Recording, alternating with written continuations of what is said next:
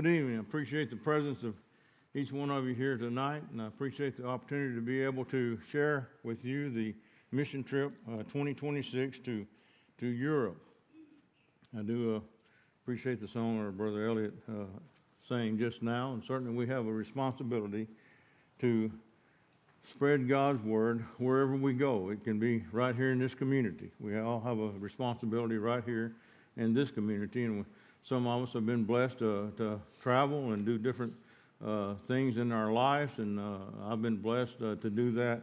And so over the years, I've had that opportunity to be able to share God's word with other people around the world. My work carried me to different places, and I was always thankful. It was unbelievable that I could always find a congregation of God's people anywhere in the world that I went. And so, again, we've been blessed with that. As I said, I do appreciate the opportunity. There are so many prayers and thoughts concerning me and our group that went on the trip, and very thankful for that. The last few years, I didn't have the opportunity. There's some things that got in the way, and so John offered me the opportunity several months ago to join him.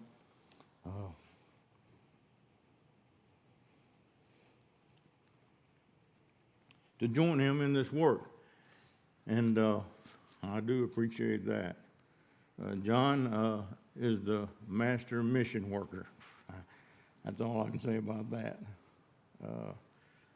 He's done it for several years. I remember him when he was just a young preacher. He had the opportunity to go to Moldova with some brothers, and he was young then, and certainly had a lot to learn. But since then, he has learned a lot and carried out several mission trips, and even spent the 3 years over there in Moldova. And so I will have to say the team looked to him as the leader in this work. And of course, him being my son, he talked to me and said, "Dad, I don't really see that I need to do this. I'm the younger of the group here." But again, he was the master mission worker, and people leaned on him to be able to get through all of this. And so his tireless work made us all enjoy the work and just enjoy the opportunity to be able to do this work. So the mission trip took us to Belgium, Hungary, and Lithuania. And I share this verse with you here, but when we were separated from you, brothers and sisters, for a short time, in presence, not in affection, we became all the more fervent in our great desire to see you in person. And again, it had been several years since I had seen the brethren in Belgium. And when John offered me the opportunity, again, and we talked about the places that we would probably go, and things changed a little bit throughout the months that we were planning. But these three places are the ones that we decided to go. The last time I was in Belgium was in 2006.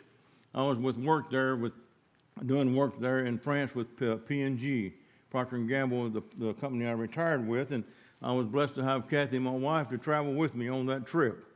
And again, through John, I appreciate all the work he does. He directed me in a congregation in Antwerp, Belgium. And so in 2006, Kathy and I went there and did the work there. Now in Hungary, we've given this report before in 2010. John and I had the opportunity to go to Belgium and try to encourage the sisters there in Budapest. And this is the same thing that we did this trip, and we'll talk more about that in a little bit later. And the last time I was in Lithuania was in 2023. So I'm familiar with all three locations that we went to. So we began our trip and joined up, John, Philip, and I. We were the three in Belgium, and I'll talk more about the other members here in just shortly. But we joined up in Atlanta, Georgia, at the airport there, and flew out on March the 9th. And I was sitting here looking at this screen, and I don't know, I guess God was with us, and you probably can't see that light, but look at that clock there. it says 12 o'clock, and the second hand is on 12 o'clock too. How close can you get to the middle of the day? Yeah. But anyway, we took off from Atlanta and traveled across the big pond, they say, to Brussels, Belgium. We landed there, and that's the airport closest to where the first congregation we worked at. And so I wanted to share this with you so that you can get an idea where we went. Belgium, well, I thought these would show up on there. Belgium being our first trip, our first landing, and then we went down to Hungary and then Lithuania. This was about a 2-hour flight, and that's about the same amount. We had a layover in Warsaw, Poland, and stayed there for about 2.5, 3 hours. So Belgium, our first stop. The past, like I said, back in 2006, we were able to meet with a congregation there in a little town called Antwerp, just north of Brussels, a little piece. And the reason I share that picture with you, the third man on the back, the third person from the left there, is Brother Peter. And Brother Peter is where we did our work with there in the town that they live in now. Since 2006, the congregation has moved from Antwerp to down to Hoyten, the city that he lives in south of Brussels. And the second man from the first man from the left, the second person from the left in the back row there, that's Garrett, Brother Garrett. And Brother Garrett was a preacher there, and he's moved up to the Netherlands preaching now. So this is the crew there at Hoyten, and I'm probably not pronouncing these terms right. That's another story, how to remember the languages, and it was pretty difficult for me. It always has been. It took me 3 years just to learn basically how to say hello almost in Japan, but when I lived there for 3 years, but you take just a few weeks, or just a few days here, crash course learning the language. But anyway, Hoytland is a town that is where the congregation is now, and they operate out of his house there. The church works out of his house, and so the lady in the center there is Peter's wife, Simona, and he's quite often told me she was the rock of this work there, and certainly a hard worker, and they bless us with staying in, being able to stay in their house there and work with them. And so we have Peter and Simona, and then the gentleman to the right of Peter, the second person from the right there, that is Liviu, and Liviu is the other member there. Right now there are three members. His brother Radu, the farthest one on the right, comes down from Romania and stays there occasionally with them, worships with them. And he came for the trip, for the lectures that week, the first week there. And so this is the invitations that Brother Peter had already put together, and the one on the left there is the invitation. I translated it on the right.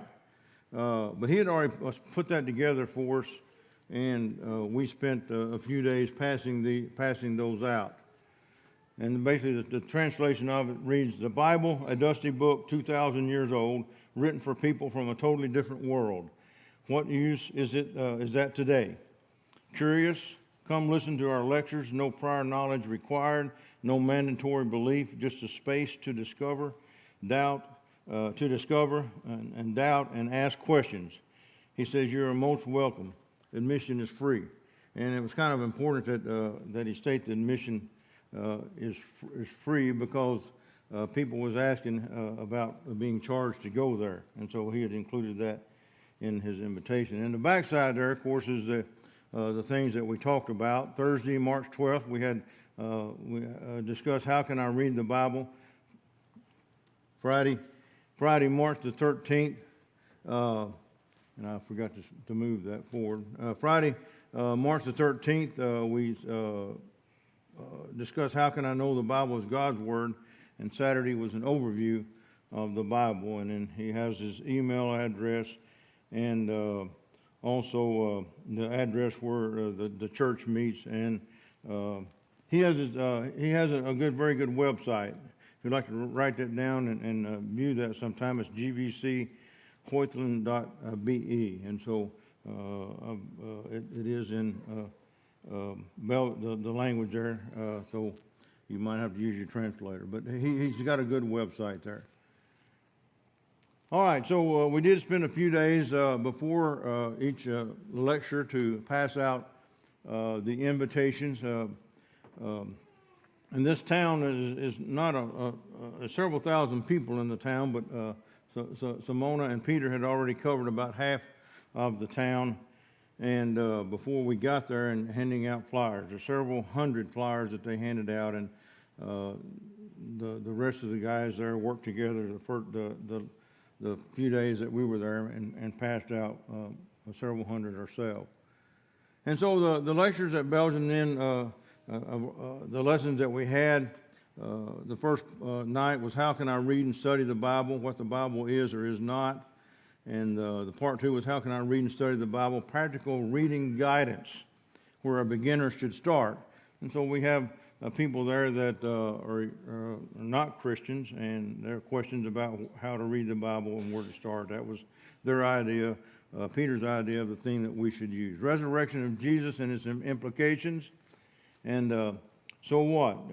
Go to it to know God, what he has done for us in Jesus and the hope it contains for our future. And then there was an overview of the Bible given and what does this mean for us. So there's a lady that John and Philip and Peter and Simona met last year when they were giving the lectures there as well. John and them gave the lectures there. Her name is Maria Arin. She's a doctor that they met. She's retired now. And I wish the pointer, yeah. And it's this lady right, if y'all can see that, it's the lady right up from John there. She has been very faithful about coming, attending there, but she is not converted yet. And Peter had texted us shortly before we got there and said she's right on the verge of it. I believe she's going to be baptized. And so John and Philip, since they had preached last year on the Lord's Day there, on that Sunday, they asked me if I would preach. And so I prepared two lessons. I prepared a lesson for if you're really close to being, converted, and I prepared one for if she was converted, what a new convert needs to do. So I worked up two lessons. Well, we had the lectures, and that Saturday night, we were talking to her and inviting her to come. Of course, she's been coming every Sunday. She said, "Well, I can't make it. My granddaughter's got some kind of activity, etc., that she's got to go to." So I was up to about 1:30 Saturday night trying to work up another lesson, and because the two that I prepared really wasn't going to work out. And what I had noticed there during all of this is there was a lot of good interaction. We had some good lectures. We had some good attendance. There were people there from an hour or so away, Pentecostal persuasion that Peter and them had come in contact with. There was a lady there that knew the doctor lady, and because of that, she had been attending. But what I noticed is they were a little bit, when we got through with our lectures each night, we had a Q&A period, and they were a little bit they didn't ask that. I think there was one question maybe during one of the Q&As, but all the conversation was afterwards, and it was just so interesting. I'm sorry. Peter had a conversation going on with one of them. John had a conversation going on with the doctor. Of course, John is a little bit intellectual, and she was too. So they actually had a pretty nice intellectual conversation going on. Something about raising kids, hereditary stuff, and all that. But anyway, it was interesting. Philip was off to the side talking to people about baptism, and there was a young man there sitting at the table, and his mom is sitting on the right side there, and they had come. I had a lot of questions about that, and of course I had talked to various ones myself. But anyway, I noticed that the way that they were talking, and so I decided I would give a lesson on how we're to approach people, how we are to talk to people, and use examples from the Bible in that. So that was a lesson that I gave. I wanted to bring this to you to talk about Peter and Simone. They're such an encouraging couple. They even gave us their house to live in while we was there. They had gotten pretty close to the doctor lady, and she had asked them to move in with them and give us the house. And they just insisted on that, and that moved me so much because of the hospitality that they had. But another thing that I wanted to point out about Peter and Simone is that if you ever want to know how anything about Priscilla and Aquila in the New Testament, you just need to meet these two people. You need to meet this couple. They are the modern day, to me, the modern day Priscilla and Aquila. They were, and the reason I bring this in is because that picture is taken from South America. The next week after we left, or a week or so after we left, Peter and Simone had scheduled a trip to South America because they had met a brother, a member of the church down there, and they wanted to go there and encourage him. And that's what they do throughout Europe. They meet friends, they meet people, members of the church. They go to meetings and different lectures and things around Europe, and they meet people. And then that's the way they spend a lot of their vacations. They travel to these places, and Peter preaches and uses that opportunity to do that. And so, and both of them are just very faithful workers in the Lord. I just wanted to bring out a few verses here. We won't take the time to read them, but basically this is Aquila and Priscilla. If you look at the timeline there, when they left, they were run out of Rome and they went to Corinth, and then they spent time at Ephesus, and then when they were back at Rome, and then they were back at Ephesus in 2 Timothy chapter 4 there.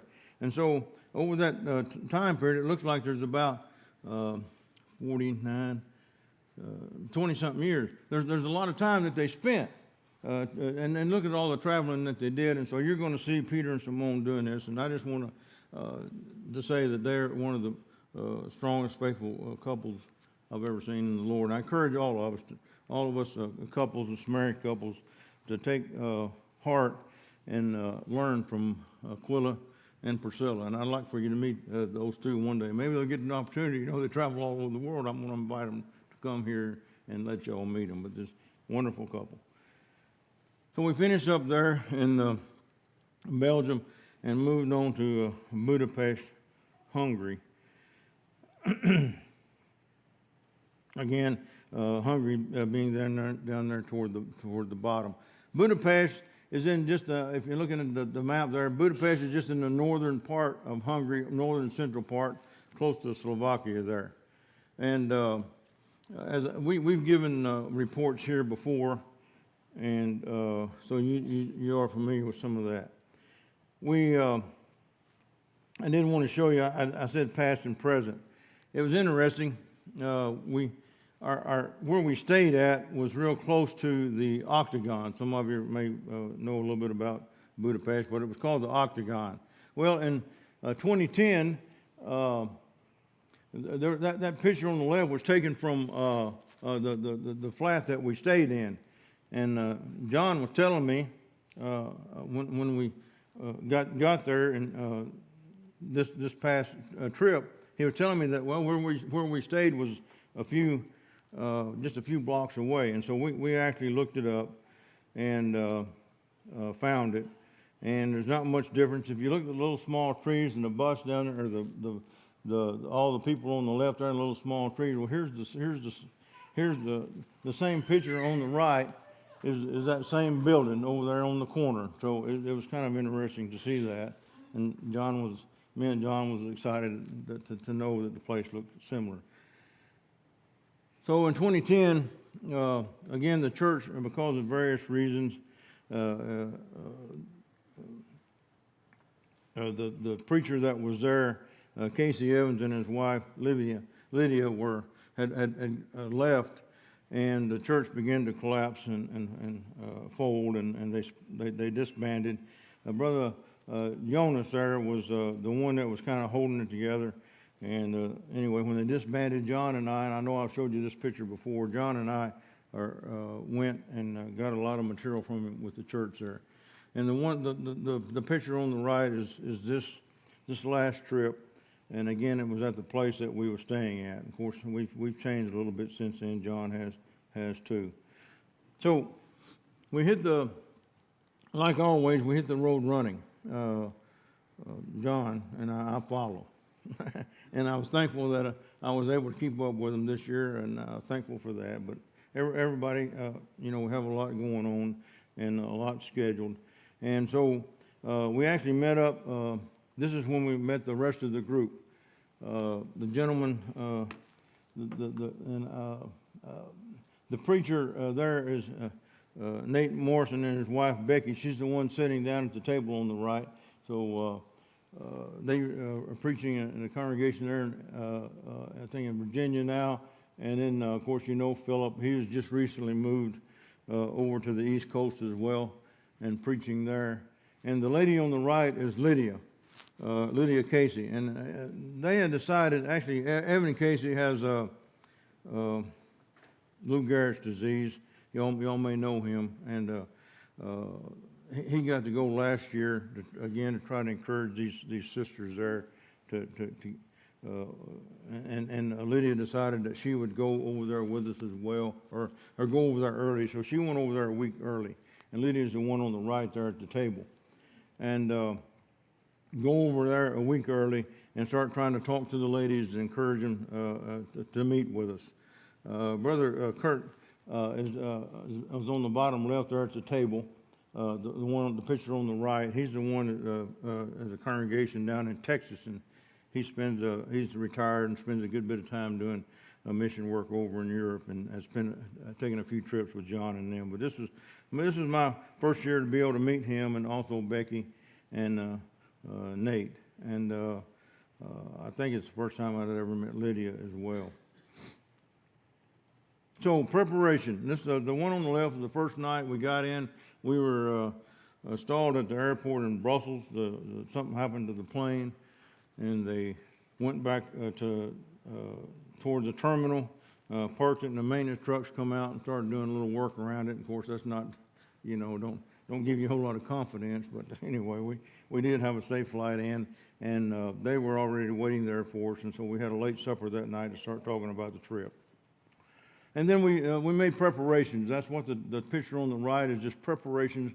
We were blessed with some contributions from various people, and we had Bibles, the Bibles in that language there, and we had stickers to put inside the Bibles, and then these were the invitations there that we passed out in Budapest. There was two different sides. Two different invitations. Whether it was the same invitation, but there was two different nights that we had. One on the Buda side and one on the Pest side, and that's the river we're talking about there that runs through the center of Budapest. And some of the things we talked about there says ways to find meaning in life. Have you ever wondered, why am I here? What really gives life meaning? Why does everything still feel incomplete? And so we wanted to give these lectures there and maybe have an opportunity to plant the seeds there in Budapest, along with meeting the ladies. Our primary intention was to meet the three ladies. There were three sisters there that we've continued to talk to over the years. Again, we wanted to meet them and try to encourage them to come back together as a congregation. John had talked to Brother Jonas, that picture I showed you earlier. And he's 86 years old now. He still lives, but he just said he didn't have the strength to be able to work through all of that. But so we would spend days during the day passing out these flyers, and the QR codes still work. You can the QR code takes the people that we pass these out to, takes them to a website where it's in that particular language wherever we went, and let you send questions. And so that has been beneficial, and talk just a minute about that. And so this is again the day, one of the days after we had passed out some flowers. We met the sister Edith, and her daughter Zivia is on the left, right next to Lydia. So you got John, Lydia, then Edith, and then her daughter there. And she actually helped us pass out flowers one day, and never done that before. And but she did it anyway. And we was right around the octagon, the picture behind you there on that picture on the left. And that was on the past side where we were staying, and that's where one of the lectures was scheduled at the university there. And I'll give you this map here. And so we have the river in the middle. We got Buddha on the left side and Pest on the right. It used to be two cities, Buddha and Pest, and some of you may already know all this history. It used to be the two cities, Buddha and Pest. And I want to say back in the 1800s, one of the leaders there, relative, passed away on the other side, and the river was frozen over, and they couldn't get over to the funeral. And so the man decided then that they were going to do something about it, and they built the first bridge crossing the river, and eventually it was joined. And so it made it a whole lot more convenient, and certainly for us as well, to be able to take the trains and the taxis and stuff back and forth and walking. By the way, on the trip, I walked 84 miles. They ought to be proud of me. So, and again, we did a lot of walking, but due to some, I mean, we get wore out during the day, and they have the bolt system. I don't know if y'all have ever heard, but in the cities, you got the bolt system where you can log in, and John was handling all of that for me anyway, and so we would be able to get a taxi and get a little break. So this is the two different sides, and you can see there the university that we had one of the lectures at is located right there. We were staying in a little area right there where the end of that arrow is, and the octagon is right here. So we spent a couple of days passing out flyers around the octagon, and also we went over and passed flowers around the area of the Central European University. There's a lot of the little green areas all over. There's a lot of parks and stuff, and so we had good luck in passing out the flyers, and had good conversations with several people there. And we actually we had conversations enough to where we were encouraged and thought that we would have several visitors. But showing you what this river looks like at night, this is the river that I just showed you. The Pest side is there where the Parliament is, the building on the left, and the Buddha Castle is there on the right. And there's a lot of course, historical sites down through there, but this is the river at night.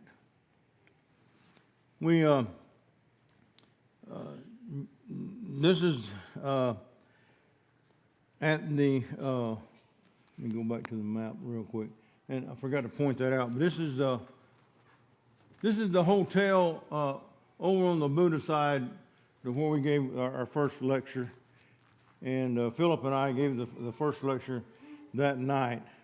And the topics were, can anyone be forgiven? And forgiveness that is not just comforting words. And again, we were a little disappointed. Didn't have the turnout we was hoping for, but we did have the three ladies that came. Juja is on the left, and the lady in the middle there is Clara, and Edith is you've already seen. And Juja had agreed to do interpreting for us if we had people there, but we didn't. And so that was on the Buddha side, and then on the Pest side, at the university that I showed you earlier there, we did have one visitor, and it was interesting. We had Edith and Juja was there that night, and the visitor is back there in the back talking to the three men there, and I think that's me there too, or three or four of us there. He was back there in the back. But anyway, this all came from passing out the flyers.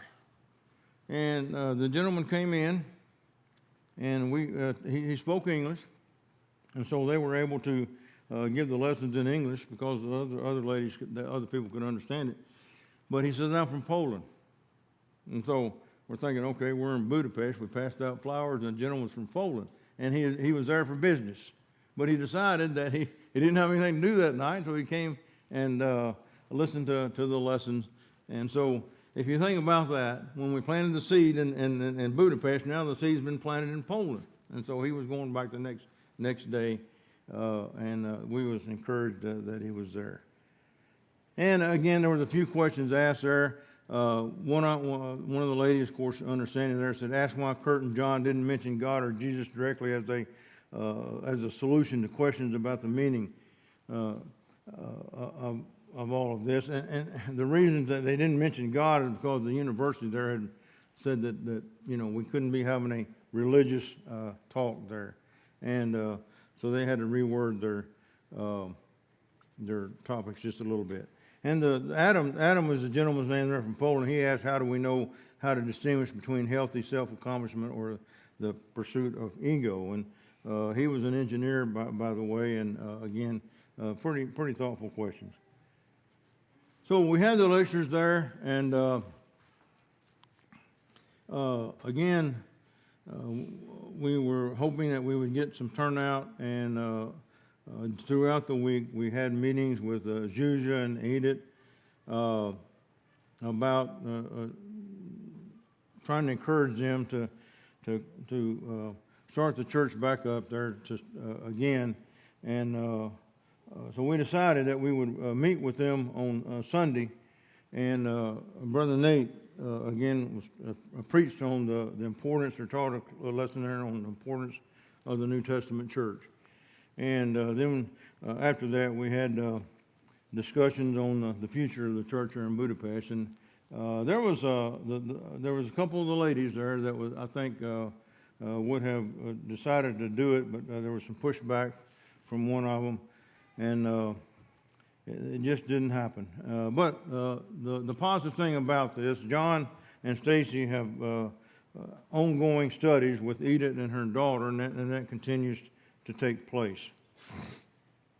So there's a couple passages that come to mind, and again, it's been several years that these ladies have been like this, and I'm thinking about 1 Thessalonians chapter 5 and verse 14, to be patient with all. And of course, there's been a lot of patience for all of these ladies there. 2 Timothy chapter 4 and verse 1, verse 2 says, preach the word, be ready in season and out of season, reprove, rebuke, and exhort with complete patience and teaching. For the time is coming when people will not endure sound teaching, but having itching ears, they will accumulate for themselves teachers to suit their own passions. And I'm thinking about 2 Timothy chapter 2 and verse 24, and it says, and the Lord's servant must not be quarrelsome, but must be kind to everyone, able to teach, not resentful. This is from the NIV, and we had this passage read earlier. Opponents must be gentle, gently instructed, in the hope that God will grant them repentance, leading them to knowledge of the truth, and that they will come to their senses and escape from the trap of the devil who has taken them captive to do his will. And so, sadly, that's what's happened here. Again, the women still have a desire to study, but they're not making any commitment, and certainly we need to pray about that. Luke chapter 15, verse 7 says, I tell you that in the same way there will be more joy in heaven when one sinner who repents than over 99 righteous persons who need no repentance. You think about this. You think about 3 women in the city of Budapest, and they could be the church there if they wanted to. And so we look forward to that day that they make that decision. I did want to say one other thing. So during the passing out of the flowers, again, we passed out several hundred. Well, John, in his app, or in that website, he has the ability to know how many people have scanned that QR code. And a lot of you know all about this better than I do. But anyway, there were some questions that came in from the QR code. Then there was a gentleman there that was thinking about getting married. He wasn't from, he lived there in Budapest, but he was from Africa somewhere. I can't remember the name of the town now, or the state. But anyway, he continues to study with John, even now. So John has studies set up with him. So again, there were some positive things that came out of our work there in Budapest. And so we went on to Kaunas and Vilnius, and we've given reports on this before, so most of you are familiar with the work there. And so again, we went to Lithuania, Kaunas and Vilnius, and I've showed you, I think, I pulled this off of an older report, but Vilnius we flew into, and Kaunas is where the church is as well, and Vilnius is where Brother Kęstutis is. Again, we had the same type of flyers that we would pass out, and the topics there that we would discuss, that we were discussed during the lectures in Kaunas was the churches, learning lessons from the churches in the New Testament, and several there. So we had Philippi, Corinth, Ephesus, church at Rome, and Jerusalem, and also there was a lesson on the churches, the Revelations, the 7 churches of Asia in Revelations. This is an avenue, and you've probably seen pictures like this before, but there's the flowers and the Bibles. We would pass them out to and offer Bibles, and we did give out some Bibles. But this is a long avenue in Kaunas there, and it's probably a mile or so long from one end to the other. And so a lot of prospects there. We did pass out a lot of tracts there. Again, so we had a little central location there, close to that. Kurt was having a little trouble with his legs and stuff, and so he would sit on a bench there with the Bible spread out and hand out tracts and stuff, and several of us would just take the roads out away from that long avenue and just go out passing out the tracts. And then we'd come back, 35, 40 minutes later, an hour or so later, and we'd all have good little stories about the people that we met and that we talked to. And I met a couple. I'll give you a little story real quick, but there was a couple that was coming up through the street, and I knew they weren't Lithuanian. And so I handed them a tract, and I used the word, the word for please take one, or please is a tushek, I think is the word. And I could remember that because I can remember the phrase touche. You ever heard touche, and I remembered that. So I gave that to him, and the lady said, we don't know that language. And so she was speaking in English, and she said, we don't know your language. And she said, I said, yes, ma'am, you do. I speak English too. But anyway, that was an interesting story. And they were very kind and took one. And again, they act like they might come. Well, later on, Nate met up with them as well and said, they said, we already have one. But the interesting story, too, that they said they was actually there because her mother, it was the lady and her mother, she said had to have a surgery, and it was cheaper there in Lithuania, just as a side note. Nate run across some people from Russia and said, I can't think of the Siberia. He said you need to be sent to Siberia. So he has some pretty negative comments with the people from Russia there. And so occasionally you'd run into something like that. But most people were very receptive about taking the invitations. These people are familiar. They've been the church here in Kaunas. Several of them have been there, and so nothing really new there. Gedimidas is the one on the corner, in the back corner on the right, and his daughter is next to the lady on the right. I don't remember the lady's name next to Gedimidas. Of course, Becky's sitting up here on the right, but that's just some of the people. Brother Kęstutis is sitting back there. This is the first night. Back there, John is talking to him. He actually came in from Vilnius to one of the lectures, but he wasn't able to make it the other nights. Of course, John and I and Philip, we had to fly out on Friday, so we finished up Wednesday night. We had lectures Tuesday and Wednesday night, and Nate and Kurt continued on through the next few days there. And I just wanted to show you some pictures. Sometimes you got to improvise. And if you look at the little cart down there in front of me, that's what we hauled the books and the tracts around all over wherever we went, all over Kaunas. And they held up. We had to put a few tie wraps, zip ties on them, but they held up. And we used that for our podium. But this is the couple that interpreted for us. This Aquasana, you met her before. She's been in previous reports. Her mom is Tamara. She's Spanish, and that's her friend there, Aquasana's friend, Marius. And they actually agreed to interpret for us and did a great job. I just wanted to scroll through and show you the pictures of the different preachers that spoke during the lectures there. There's John, Philip, Brother Kurt, and Nate. Interesting about these lessons, as I listened to them, they had a common theme. If you look through the lessons, the churches, they're in the New Testament. They have common themes in them: faith, truth, unity, peace, love, humility, perseverance, patience, and repentance. And one reason that we use this is because there are some struggles. There are some struggles going on there in Kaunas with women wanting to speak out. And so you can see some of the questions that they actually had there. And these women actually admitted it while we were there Wednesday night. If we can compare New Testament churches with churches today, have we grown or gotten worse? These are some of the questions.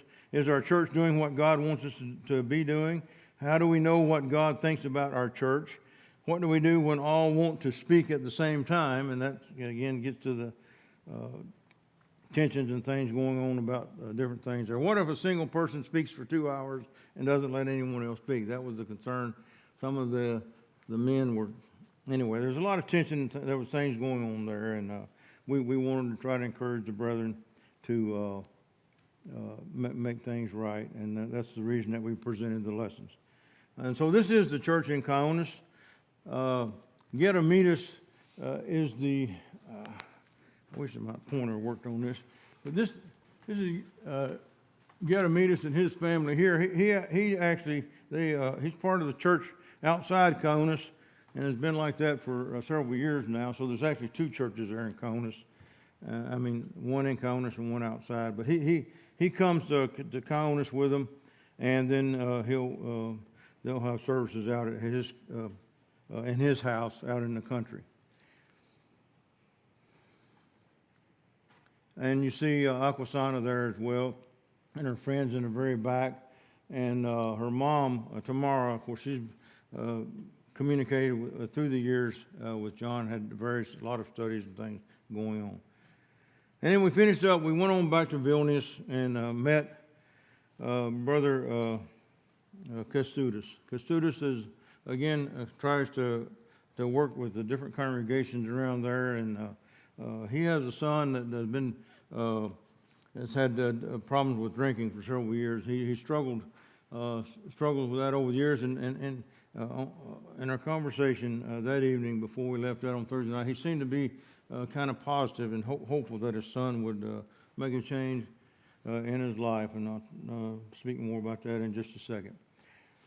So Jason gave a good lesson this morning, and it was a lesson of choices. And so, again, thinking about Kęstutis' son, he had choices that he could make, and he made some bad choices.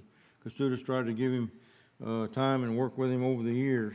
But anyway, I would consider these minor choices, but there's still some choices that we had to make. So there's a lot of different things at the meals that we had to look at, but again, these are very minor. These are very minor choices, but I knew some of you may wanted to see what kind of choices we had to make around food, but that's just some of them there. So, prayer request.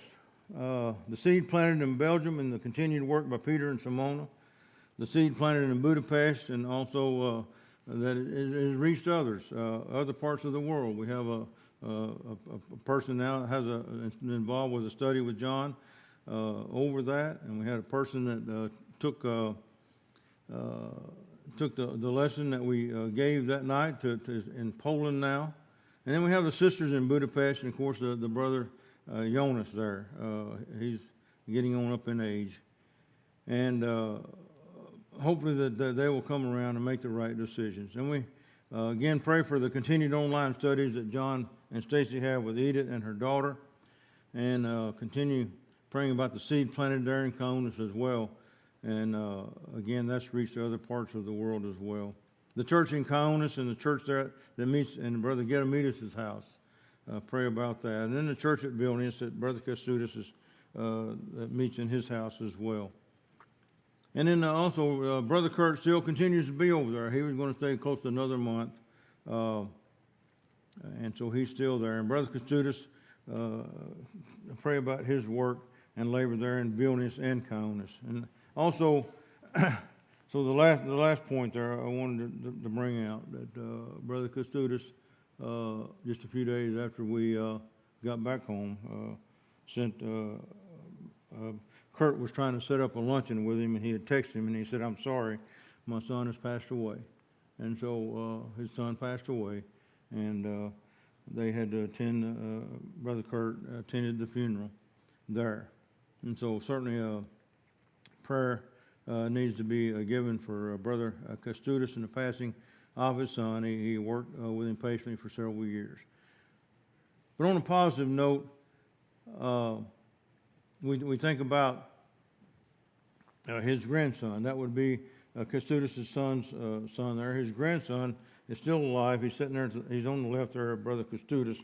I've met him as well, but he has fallen away, but hopefully this will make him think about his life and make changes in his life. So, again, we all have choices to make in our lives. And so I want you to think about the choices that you made in serving the Lord. And some of you may have made choices, bad choices, and have issues with your life and have made some bad choices. You have the opportunity tonight to make those corrections, to make the right choice. And if there's any way that we can assist you in that and offer prayers, we'll be glad to. And some of you may not have made the choice yet to have your sins washed away through baptism. You have that opportunity tonight as well. Won't you come as we sing the invitation song?